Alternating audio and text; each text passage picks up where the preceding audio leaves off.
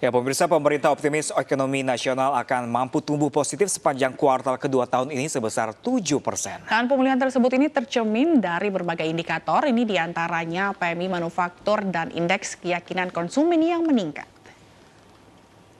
Pada angka PMI, pemerintah mencatat pada April telah mencapai 54,6, sementara daya beli masyarakat yang terlihat dari indeks kepercayaan konsumen juga sudah mendekati ke angka normal di level 90-an menuju 100. Hal tersebut membuat pemerintah optimis ekonomi akan pulih pada kuartal kedua ini bisa mencapai 7%. Selain itu, kinerja ekspor impor juga diperkirakan membaik, dan beberapa sektor terlihat mulai pulih yang ditopang dengan adanya kebijakan PPNBM dan PPN ditanggung pemerintah.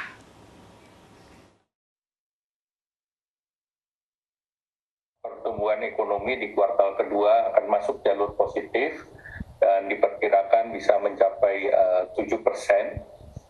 Kita bisa melihat dari PMI sudah mencapai 54,6, kemudian dari segi aktivitas indeks keyakinan konsumen juga sudah mendekati ke angka normal, indeksnya di angka 90-an menuju 100, dan kemudian kita melihat bahwa dari perekonomian kita, impor dan ekspor juga sudah kembali.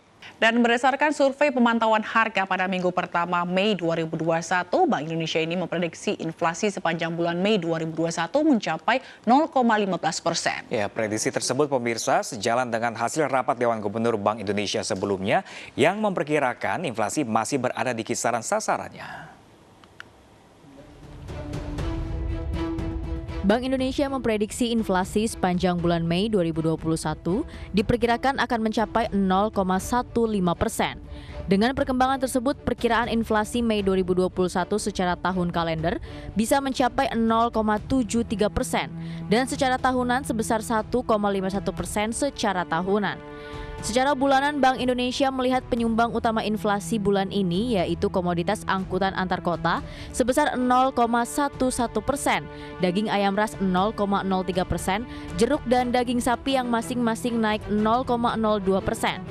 Bank Indonesia memastikan bahwa target inflasi tahun ini akan tetap terkendali dan kerjasama dalam pengendalian inflasi akan tetap menjadi prioritas. 21, inflasi diperkirakan akan tetap terkendali dalam sasaran yaitu 3% plus minus 1%. Ke depan, Bank Indonesia tetap berkomitmen menjaga stabilitas harga dan memperkuat koordinasi kebijakan dengan pemerintah baik di tingkat pusat maupun daerah melalui tim pengendalian inflasi yaitu TPI dan TPID guna mengendalikan inflasi IHK sesuai kisaran targetnya.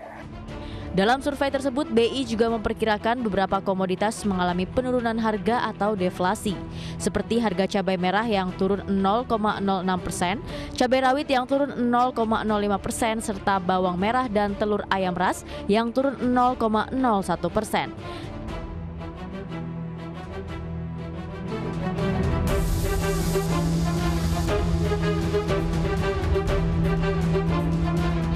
Pemirsa, Asosiasi Pengusaha Retail Indonesia mencatat selama libur Lebaran nilai transaksi retail mengalami peningkatan hingga 30% dari total target pertumbuhan di akhir tahun ini. Nah, peningkatan transaksi ini tersebar ke berbagai tipe peritel, baik retail modern maupun tipe retail seperti minimarket dan wholesale. Asosiasi Pengusaha Retail Indonesia mengaku kenaikan transaksi di saat Lebaran tahun ini jauh signifikan dibanding tahun sebelumnya yang minus hampir 20% akibat badai pandemi COVID-19. Peningkatan nilai transaksi yang dibukukan oleh pengusaha retail tahun ini merupakan komitmen dan peran aktif pelaku usaha dalam mendorong pertumbuhan ekonomi nasional di akhir tahun nanti melalui konsumsi rumah tangga. Ketua Umum Aprindo Roy N. Mande mengakui kenaikan transaksi selama Lebaran tahun ini hampir dirasakan oleh semua tipe peritel, baik retail modern maupun tipe retail seperti minimarket dan wholesale. Total transaksi ada kenaikan 25-30% secara prorata dari berbagai tipe retail modern dan berbagai tipe mulai dari minimarket, supermarket, hypermarket, department store, dan wholesaler. Anggota-anggota Aprindo di seluruh Indonesia. Para pelaku usaha optimis pertumbuhan industri retail nasional di akhir tahun ini mampu tumbuh hingga 4%. Untuk mencapai target tersebut, para pelaku usaha akan melakukan promosi besar-besaran di semester kedua mendatang dan akan memanfaatkan momentum libur Natal dan Tahun Baru.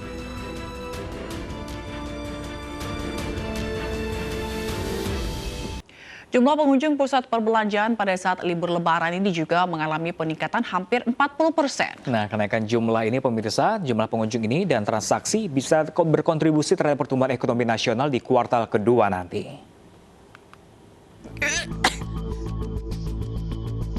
Jumlah pengunjung di pusat perbelanjaan pada saat libur lebaran mengalami peningkatan hampir 40% atau jauh lebih besar dibanding hari biasanya. Peningkatan cukup signifikan tersebut seiring dengan ditutupnya seluruh tempat wisata saat libur lebaran.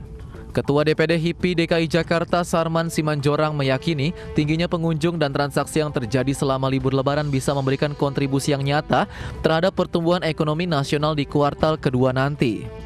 HIPI memprediksi pertumbuhan ekonomi di kuartal kedua tahun ini bisa mencapai 5% atau jauh lebih rendah dibanding target pemerintah yang mencanangkan pertumbuhan hingga 7%.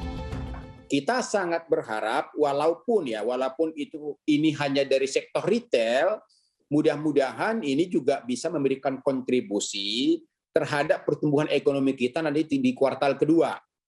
Ya kan? Karena kuartal kedua kan pemerintah memberikan patokan akan ada targetnya akan naik di angka 7%.